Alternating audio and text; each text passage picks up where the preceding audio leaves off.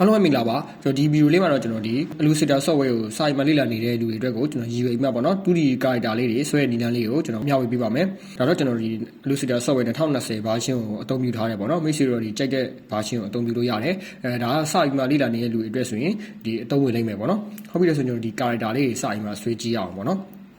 ်ဟုတ်ပြီလဲဆိုကျွန်တော်ဒီအယူဆုံးကျွန်တော်ဒီမှာ color လေးထည့်ထားတယ်ဒါမိတ်ဆွေတို့တော့ဒါကြိုက်တဲ့ color ကိုထည့်သုံးလို့ရတယ်ပေါ့နော်အဲကျွန်တော်စာရေးမှာဆွဲရအောင်ပေါ့နော်ဒါဆိုအဓိကတော့ကျွန်တော်ဟိုဒီဗီဒီယိုမှာတော့ကျွန်တော်ဒီလူတစ်ယောက်ရဲ့ character ပေါ့နော်ဒီ cartoon ပုံစံလေးကိုကျွန်တော်ဆွဲပြမှာပေါ့နော်ဒါဆိုအဓိကတော့ကျွန်တော်ဒီ beginner တွေကိုရည်ရွယ်တာဖြစ်တဲ့အတွက်ကျွန်တော်ဒီ rectangle တွေဒီ ellipse tool တွေကိုအဓိကအသုံးပြုပြီးမှကျွန်တော်ဒါဆွဲပြသွားမှာပေါ့နော်ဟုတ်ပြီလဲဆိုရင်ဒီစာရေးမှာကျွန်တော်ဆွဲရအောင်ပေါ့နော်ဒါဆိုရင်ကျွန်တော်ဒီအခု ellipse tool လေးကိုကျွန်တော်ယူလိုက်မယ်ပြီးရင်ကျွန်တော်ဒီ cycle လေးတစ်ခုပေါ့နော်ဆွဲလိုက်မယ်ပေါ့နော်ဟုတ်ပြီပြီးလို့ရှိရင်ကျွန်တော်ဒါကျွန်တော်လူကောင်းပုံစံလေးဖြစ်အောင်လုပ်မှာပေါ့နော်အဲ့ဒါကိုကျွန်တော်ဒီဟာဒါရဲ့ session 2လေးယူပြီးမှကျွန်တော်နည်းနည်းလေးဒီအောင်ဆွဲကြည့်လိုက်မယ်ပေါ့နော်ဟုတ်ပြီပြီးလို့ရှိရင်ဒီဟာခေါင်းပုံစံလေးရအောင်လုပ်ရှင်တာပေါ့နော်ဒီဘက်ကိုနည်းနည်းလေးဆွဲကြည့်လိုက်မယ်ပေါ့နော်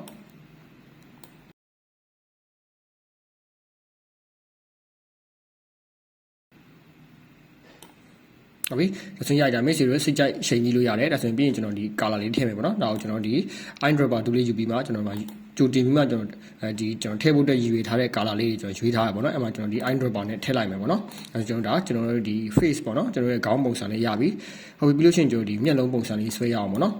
်ပြီးကျွန်တော်ဒီအခု rectangle လေးကိုကျွန်တော်ယူလိုက်မယ်ယူပြီးရင်ကျွန်တော်ဒီ character လေးဆွဲမှဖြစ်တဲ့ကျွန်တော်ဒီ rectangle နဲ့ပဲမျက်လုံးလေးတွေပုံဖော်လိုက်မယ်ပေါ့နော်အပြင်နဲ့အရင်တစ်ထပ်တွားပြီးမှတက်တူနေစရာတော့မလိုဘူးပေါ့နော်ဒီကျွန်တော်ဒါလေးကို dry section 2နဲ့ဒီလိုလေးပိတ်လိုက်မယ်ပေါ့နော်ပိတ်ပြီးလို့ရှိရင်ကျွန်တော်ဒါလေးမျက်လုံးအနေနဲ့သုံးပါဒါ color တော့ကျွန်တော်ဗာသုံးလိုက်မယ်ဆိုရင်ဒီ net တဲ့ဘက်ကိုလေးကျွန်တော်တွားလိုက်မယ်ပေါ့နော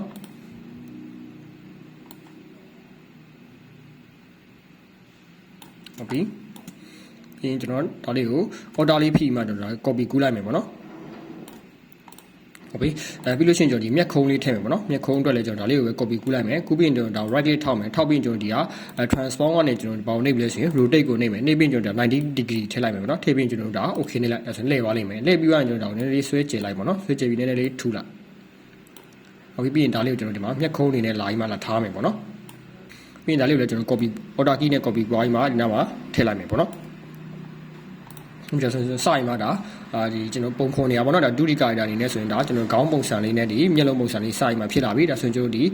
သူ့ရဲ့ဒီဗဇက်ပေါ့နော်ဗဇက်ပုံစံလေးကျွန်တော်စာရင်မှာဆွဲရအောင်ဆက်ဝိုင်းပုံစံလေးကိုကျွန်တော်တခုဆွဲလိုက်မယ်ပေါ့နော်ဆွဲပြီးလို့ရှိရင်ကျွန်တော်ဒီ direct selection tool လေးနဲ့တစ်ဘက်ကကိုဆွဲပြီးမှတစ်ဘက်ထဲကိုကျင်းလိုက်မယ်ပေါ့နော်ဒီကတူပြုံးနေတဲ့ပုံစံလေးကျွန်တော်ရချင်တာပေါ့နော်အဲ့ဒါကိုကျွန်တော်ဒီလိုလေးလုပ်လိုက်မယ်လုပ်ပြီးလို့ရှိရင်ကျွန်တော်ဒီဗဇက်ကိုကြတော့ကျွန်တော်ဒီအယောင်ဒီမျက်နှာအယောင်ပဲကျွန်တော် eyedropper နဲ့ယူလိုက်မယ်ယူပြီးရင်ဒါလေး click နဲ့ shake ခောက်ပြီးမှသူ့ထက်ကိုနည်းနည်းလေးနှုတ်တဲ့ဘက်ကိုလေးတွားလိုက်မယ်ပေါ့နော်အခုလက်ရှိကဒီ color အဲ့ဒါကိုကျွန်တော်နည်းနည်းလေးနှုတ်တဲ့ဘက်ကိုလေးတွားပြီးမှယူလိုက်မယ်ပေါ့နော်ဟုတ်ပြီပြီးလို့ရှိရင်ကျွန်တော်ဒီသူ့ရဲ့ဒီဗဇက်ပုံစံလေးပေါ့နော်ဒီဘက်ကဒီဒါလေးကိုကျွန်တော်ဒီလိုလေးဆွဲလိုက်မယ်ပေါ့နော်ကျွန်တော်ဒီအခုပါကိုယူလိုက်လဲဆိုရင်ဒီ pen 2ယူလိုက်တယ်ပေါ့နော် pen 2အတွက်ကိုကျွန်တော်ဒီတခြား selection လေးပျောက်တော့အောင်ကျွန်တော်တခြားဘက်ကိုထောက်လိုက်မယ်ထောက်ပြီးရင်ကျွန်တော်ဒီက pen 2ယူပြီးမှဒီနားမှာကျွန်တော်ဒီတစ်ဘက်ကအချမ်းလေးကိုဆွဲလိုက်မယ်ပေါ့နော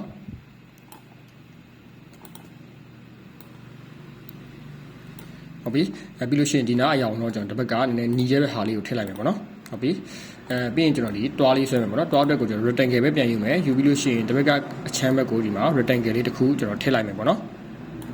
်မိတော့ကျွန်တော်ဒီအဖြူရောင်ပဲထည့်လိုက်မယ်ပေါ့နော်ဟုတ်ပြီပြီးလို့ရှိရင်ဒီဟာဒီ pen 2ကိုဒီကြားလေးဖိထားပြီးမှကျွန်တော်ဒီ anchor point 2လေးကိုယူလိုက်မယ်ယူပြီးရင်ဒါလေးကိုနည်းနည်းလေးဆွဲပြီးမှနည်းနည်းနှိပ်ပေးရမယ်ပေါ့နော်ဟုတ်ပြီအဲ့ဆိုရင်ဒါအဆင်ပြေသွားပြီပေါ့နော်ဒါဆိုကျွန်တော်တစ်ချက်လောက်ကြည့်ကြည့်အောင်ဒါဆိုရင်ကျွန်တော်ဒါခေါင်းပုံစံလေးရသွားပြီပေါ့နော်ဒါခေါင်းပုံစံလေးရသွားပြီဒါဆိုရင်စရင်မှကျွန်တော်ဒီသပင်ပုံစံလေးဆွဲရအောင်ပေါ့နော်အခုကျွန်တော်ဒီကတော့ကျွန်တော်အခုဒီမှာဆွဲပြမှာတော့ဒီကျွန်တော်အဖိုးကြီးပုံစံ character လေးဆွဲပြမှာဖြစ်တဲ့ဒီသပင်အရင်မပေါက်တဲ့ဟာပေါ့နော်အဲ့ပုံစံလေးကျွန်တော်ဆွဲမှာပေါ့နော်အဲ့ဆိုရင်ကျွန်တော်ဒါလောက်ကို rectangle လေးနဲ့ကျွန်တော်ဆွဲလိုက်မယ်ဆွဲပြီးရင်ကျွန်တော်ဒါကိုအနှက်ရောင်ပေါ့နော်သပင်ရောင်ဆိုအနှက်ရောင်ပဲကျွန်တော်ရွေးလိုက်မယ်ရွေးပြီးရင်ဒါကိုကျွန်တော်ဒါကို right click ထောက်မယ်ထောက်ပြီးရင်ကျွန်တော်ဒီ arrange ကနေကျွန်တော် send to back ပေါ့နော်ကျွန်တော်အခုက layer တွေခွဲမှဆွဲနေရမဟုတ်တဲ့ layer တစ်ထပ်ထဲမှာဆွဲနေရဖြစ်တဲ့အတွက်မိတ်ဆွေဆွဲတဲ့ခါကြလို့ရှိရင်ကြတော့ဒီ layer လေးတွေပေါ့နော်ကိုဆွဲတဲ့ layer ကိုအတိအကျထောက်ပြီးလို့လိုတယ်ပေါ့နော်ပြီးရင်ကျွန်တော်ဒီဟာဒီက direct selection 2နဲ့တစ်ဘက်ကို select ရှက်ပေးတယ်ပြီးရင် shift key ကိုနှိပ်တယ်ပြီးရင်တစ်ဘက်ကို select တစ်ချက်ပေးရပေါ့နော်ပေးပြီးလို့ရှိရင်ကျွန်တော်ဒါလေးနည်းနည်းလေးစင်ပုံစံလေးဖြစ်တော့နည်းနည်းလေးဆွဲမှကျင်းလိုက်မယ်ပေါ့နော်ဒီလိုပုံစံလေးဒီကတူစပင်ဒီဘာလို့နှစ်ဖူးပေါ်မှာစပင်မရှိတဲ့ပုံစံလေးပေါ့နော်အဲ့ဒါလေးကျွန်တော်ဆွဲကျင်တာပေါ့နော်ဟုတ်ပြီးလို့ရှိရင်ဒီနောက်မှာနှစ်ဖူးမှာဒီပြောင်အရန်ပြောင်လုံးနေရပေါ့နော်ပြောင်လုံးနေတဲ့အတွက်နည်းနည်းလေးဒီနှစ်ဖူးလေးကိုပေါ့နော် ကျွန်တော်တို့လေးဒီလိုပုံစံလေးဆွဲလိုက်ရအောင်ပေါ့နော်ဟုတ်ပြီပြီးလို့ရှိရင်ကျွန်တော်ဒီ color ကိုလည်းအရင်ဆုံး eyedropper နဲ့ဒီမျက်နှာအရာကိုပဲကျွန်တော်ထည့်လိုက်မယ်ထည့်ပြီးမှကျွန်တော်ဒီနေရာကို click နဲ့ check ခောက်ပြီးမှနည်းနည်းလေးနှူးတဲ့ဘက်ကိုလေးတွားပေးလိုက်မယ်ပေါ့နော်မတိမတာလေးပေါ့နော်ဟုတ်ပြီဒါဆိုရင်တစ်ချက်တော့ကြည့်အောင်ဟုတ်ပြီဒါဆိုတော့ကျွန်တော်character အနေနဲ့ဆိုတော့ဒါကျွန်တော်ခေါင်းပုံစံလေးတော့ပြီးပါပြီဒါဆိုရင်ကျွန်တော်ဒီခန္ဓာကိုယ်ပုံစံလေးဆွဲရအောင်ပေါ့နော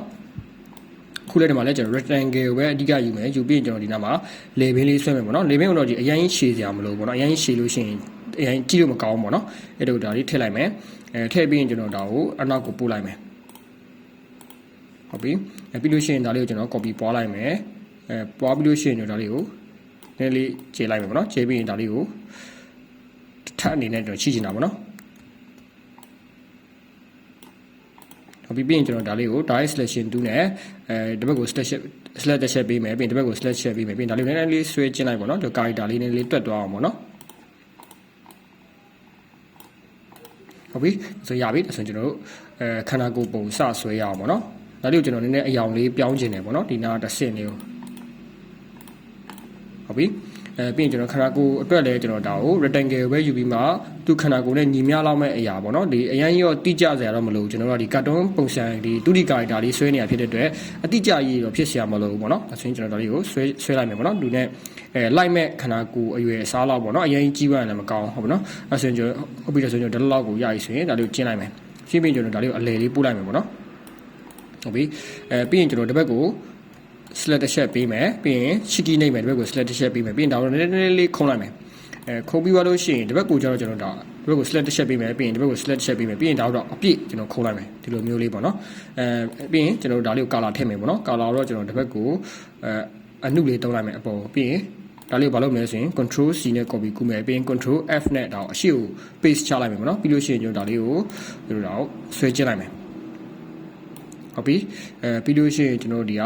direct station 2လေးယူမယ်ပြီးရင်ဒါလေးကိုကျွန်တော်တို့ Twitter ကိုထည့်လိုက်မယ်ဟုတ်ပြီပြီးလို့ရှိရင်ကျွန်တော်ဒါလေးကိုတော့ color နည်းနည်းလေးရင်တာလေးထည့်လိုက်မယ်ပေါ့နော်အဲ့လိုလေးပေါ့နော်ဆက်ကျွန်တော်ဒါခန္ဓာကိုယ်ပုံစံလေးရပါပြီပေါ့နော်ပြီးလို့ရှိရင်အခုကျွန်တော်တို့လက်လေးဆွဲရအောင်ပေါ့နော်လက်ဆွဲမယ်ဆိုရင်ကျွန်တော်ဒါလေးကို rectangle နဲ့ပဲတင်ယူလိုက်တယ်သူ့ရဲ့ဒီခန္ဓာကိုယ်နဲ့လိုက်မဲ့လက်အရွယ်စားပေါ့နော်ဟုတ်ပြီပြီးလို့ရှိရင်ဒါတော့ကျွန်တော်အယောင်လေးဒီအပြာလေးထည့်လိုက်မယ်ပေါ့နော်ထည့်ပြီးလို့ရှိရင်သူ့ကိုလည်းဒီလက်ဘက်ကိုလည်းနည်းနည်းလေးခုံးလိုက်မယ်ဒီဘက်တစ်ချမ်းပဲပေါ့နော်ဒါလေးနည်းနည်းလေးခုံးလိုက်မယ်ဟုတ်ပြီပြီးလို့ရှိရင်ကျွန်တော်ဒါ rectangle နဲ့ပဲယူလိုက်မယ်ပေါ့နော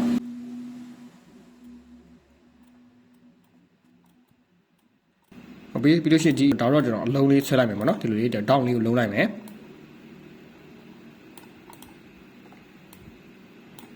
ဟုတ်ပြီပြီးလို့ရှိရင်ဒီ color ကိုတော့ကျွန်တော်ဒီကရင်းတဲ့ color လေးထည့်လိုက်မယ်ပေါ့နော်ပြီးလို့ရှိရင်ကျွန်တော်ဒီလက်ပုံစံလေးလက်ချောင်းလေးကိုတော့ကျွန်တော်ဒီ cycle ပဲတုံးလိုက်မယ်ပေါ့နော်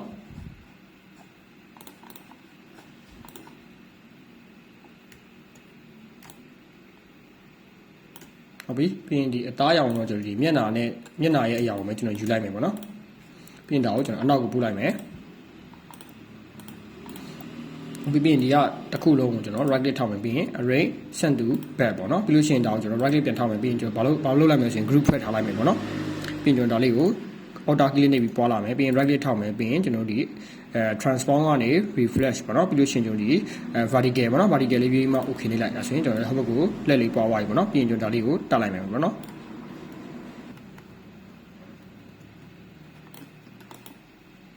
ဟုတ်ပြီဒါဆိုရင်ရပြီဟုတ်ပြီဒါဆိုရင်ဒါ short ပုံစံလေးဆွဲရအောင်ဒါဆိုရင်ကျွန်တော်ဒါလေးကိုဒီဘက်ကိုလာပြီးမှ short တစ်ချောင်းပုံစံလေးပေါ့နော်ဒါလေးတလောက်လိုတလောက်ပေါ့နော်ဒါလေးကိုဆွဲလိုက်မယ်ဆွဲပြီးရင်သူ့ကိုလည်းကျွန်တော်ဒီအပေါ်ကအရာပေါ့နော်ဒီအရာလေးကိုပဲယူလိုက်မယ်ယူပြီးလို့ရှိရင်ကျွန်တော်ဒါလေးကိုခြေပြားပေါ့နော်ဒါလေးဆွဲလိုက်မယ်ဒါတော့ကျွန်တော်ဒီအပြာရှင်းတဲ့ဟာလေးတုံးလိုက်မယ်ပေါ့နော်ပြီးရင်ဒါလေးကိုကျွန်တော်ဆက်လိုက်မယ်ပြီးရင်ကျွန်တော်ဒီ direct station 2လေးယူပြီးမှဒီက point တွေနဲ့လေးခုံးလိုက်မယ်ပေါ့နော်အဲ့လိုလေးခုံးလိုက်မယ် right click ထောက်မှမလုပ်လိုက်မယ်ဆိုရင် group ဖွဲ့လိုက်မယ်ဖွဲ့ပြီးရင်ကျွန်တော်ဒါလေးကို order key နဲ့ပွားလိုက်မယ်ပေါ့နော်ပွားပြီးရင် right click ထောက်မယ်ဒီ transform ကနေ refresh ကနေ vertical လေးပြီးမှ okay လေးနှိပ်ပြလိုက်ပေါ့နော်ပြီးရင်ကျွန်တော်ဒါလေးကိုဒီနေရာမှာ right မှာထည့်ပေးလိုက်မယ်ပေါ့နော်ဟုတ်ပြီဒါဆိုတော့ကျွန်တော်တို့ရဲ့ character ပုံစံလေးရသွားပြီပေါ့နော်ဒါအလယ်တက်လေးပို့လိုက်ရအောင်ဟုတ်ပြီ evolution ကျွန်တော်ဒီ background လေးအနေငယ်လောက်ဆွဲလိုက်ရအောင်ပေါ့နော် background ဆိုတာဒီ character လေးပို့လို့ပေါ်လွင်တော့အောင်ပေါ့နော်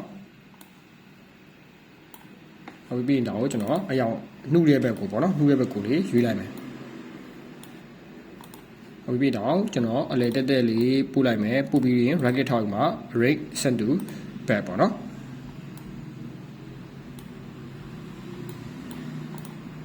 ဟုတ်ပြီဒါဆိုကျွန်တော်တစ်ချက်လောက်ကျွန်တော်ရဲ့ result လေးကိုတစ်ချက်လောက်ကြည့်ကြည့်ပေါ့နော်ဒါဆိုရင်အခုကျွန်တော်ဆွဲထားတာဒါကျွန်တော်ဒီအဓိကကျွန်တော် rectangle တွေဒီ die selection 2နဲ့ selection 2ကိုပဲအသုံးပြုပြီးမှကျွန်တော်တို့ဒါ 2D character ပုံစံလေးဆွဲပြသွားအောင်ပေါ့နော်ဒီ illustrator နဲ့ပတ်သက်ပြီးမှစာရင်မှာလေ့လာနေတဲ့လူတွေအတွက်ဆိုတော့ဒါအသုံးဝင်မယ်လို့မျှော်လင့်ပါတယ်ကျွန်တော်ရဲ့ channel လေးကိုလည်း like and subscribe လုပ်ပြီးမှအားပေးလို့လည်းရပါတယ်ကျွန်တော်ရဲ့ဒီ Facebook page မှာလည်းဒီ follow လေးလုပ်ပြီးမှကျွန်တော်အားပေးလို့ရပါတယ်ကျွန်တော်ဒီ illustrator နဲ့ပတ်သက်တဲ့ဒီ character နဲ့ပတ်သက်တဲ့ပုံလေးတွေအချို့ tutorial လေးကိုကျွန်တော်မျှဝေပေးသွားဖို့ရှိပါတယ်ကျေးဇူးတင်ပါတယ်